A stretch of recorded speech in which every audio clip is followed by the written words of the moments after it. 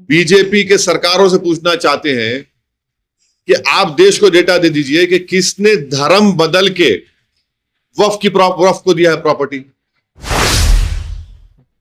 अरे भाई, जो पार्टी टिकट नहीं देती मुसलमानों को, जिसके पास एक मुस्लिम एमपी नहीं है, वो मुस्लिम ऑफिसर को बनाएगी।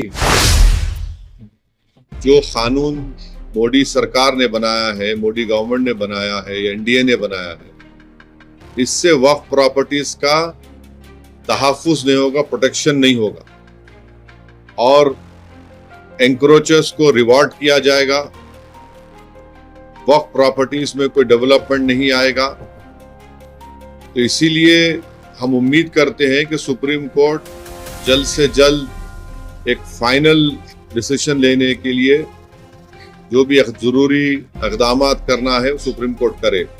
देखिए, मेरा मानना यह है कि ये तो एक इंटरिम ऑर्डर आया है और हम तो ये चाहेंगे कि सुप्रीम कोर्ट जल्द से जल्द इसका एक फाइनल डिसीजन दे दे पूरा एक्ट के ऊपर और उसकी हियरिंग शुरू हो।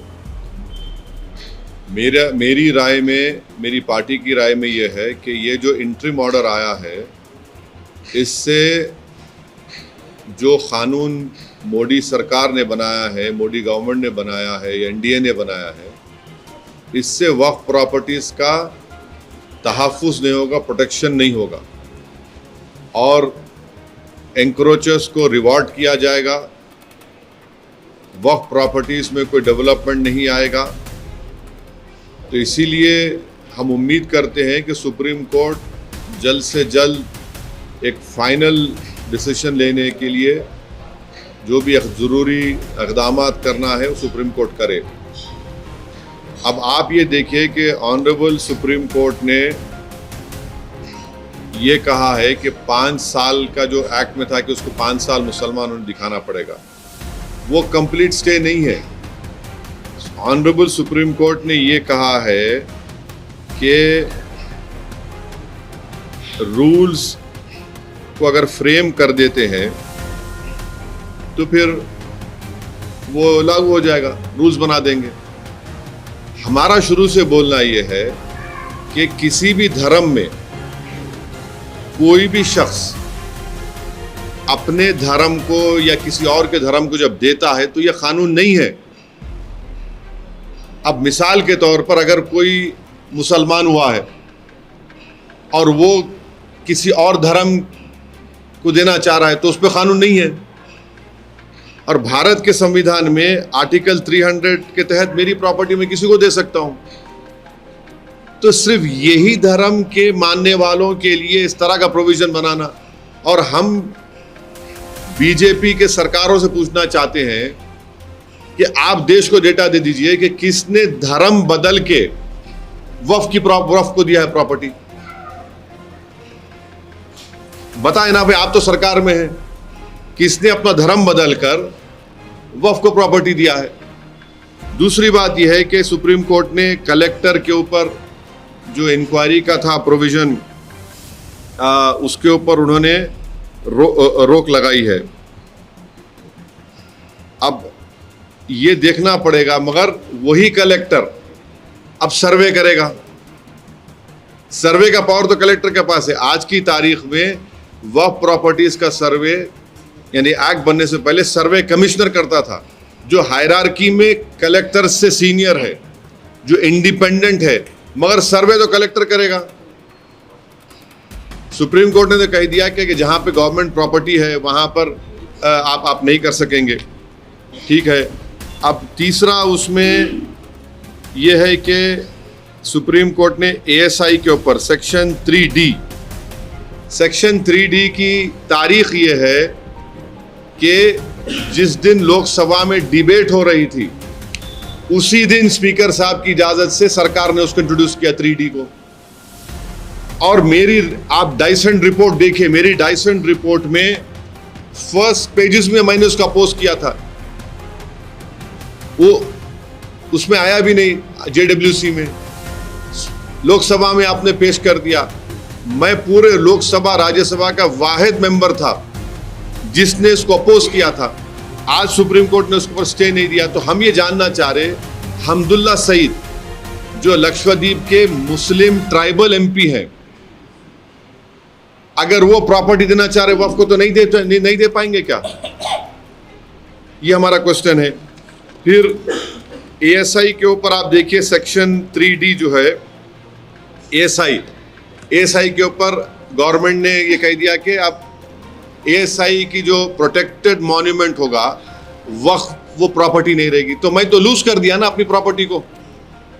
भाई ये प्रोटेक्टेड मॉन्यूमेंट है, मस्जिद है, मगर ओनर वक्फ है। आप बोल दिए नहीं, अब सरकार ने कह दिया उसको 3D को कि नहीं, cannot be declared as waqf. Religious practice चलती रहेगी मगर वक्फ मालिक नहीं रहेगा, उसका एएसआई मालिक हो जाएगा। तो कैसे होगा भाई? एएसआई तो आया कब? जो प्रोटेक्टेड मॉन्यूमेंट है वो 400 साल पुराने हैं। एएसआई का एस्मार कानून तो 58 का है, उससे पहले अंग्रेज है, उसका क्या होगा फिर? ये एक है।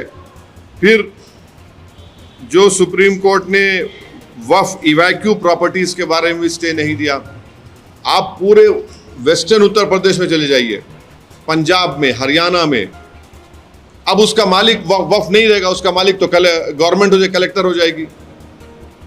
ये एक है। फिर सीओ को सुप्रीम कोर्ट ने कहा कि एज फार एज पॉसिबल मुसलमान सीओ को बनाइए। गवर्नमेंट क्या करेगी कि कोई कैपेबल मुसलमान हमको मिला ही नहीं। As far as possible Supreme Court ने, गवर्नमेंट कहे हम तो मिला ही नहीं हमको। अरे भाई, जो पार्टी टिकट नहीं देती मुसलमानों को, जिसके पास एक मुस्लिम एमपी नहीं है, वो मुस्लिम ऑफिसर को बनाएगी। इंटेलिजेंस ब्यूरो में कितने मुस्लिम ऑफिसर है बताइए?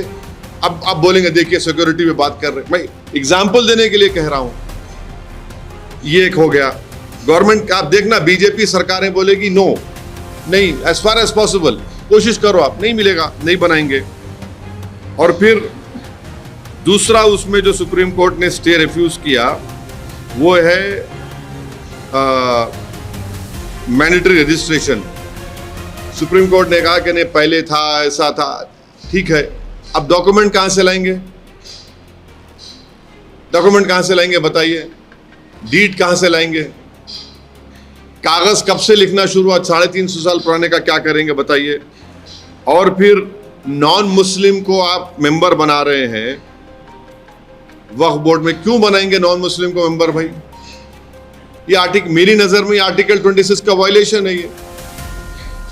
तो क्या अगर कल कोई जाकर कोर्ट से कहेगा कि सिख गुरुद्वारा प्रबंधक कमेटी में किसी गैर सिख को मेंबर बनाओ, तो सिखों पर क्या गुजरेगी?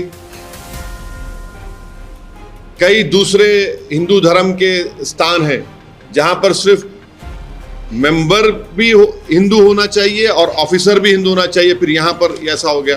तो इसीलिए जरूरी है कि एक फाइनलिटी के लिए एक सुप्रीम कोर्ट इसका फाइनल डिसाइड करे। लिमिटेशन एक्ट आप बताइए, लिमिटेशन एक्ट अगर देखिए कहीं वक्फ की प्रॉपर्टी मुझे मालूम हुआ वहां पर लोग कब्जे में है, मैं अब केस नहीं डाल सकता उनके ऊपर, माने मैं एनक्रोचर को रिवॉर्ड हो रहा है, जो केस चल रहा है वो तो चलेगा, लिमिटेशन एक्ट अप्लाई नहीं होगा। मगर जब मैं केस नहीं डाला और मुझे मालूम हुआ, क्योंकि अगर आप रिपोर्ट पढ़ेंगे वक्फ कमेटी की, पार्लियामेंट की, कितने स्टेट्स ने सर्वे किया वक्फ प्रॉपर्टीज का बताइए? सिर्फ 7 स्टेट्स ने किया था। तो आज में लिमिटेशन एक्ट में जो लोग कब्जे में है वो उसके मालिक बन जाएंगे।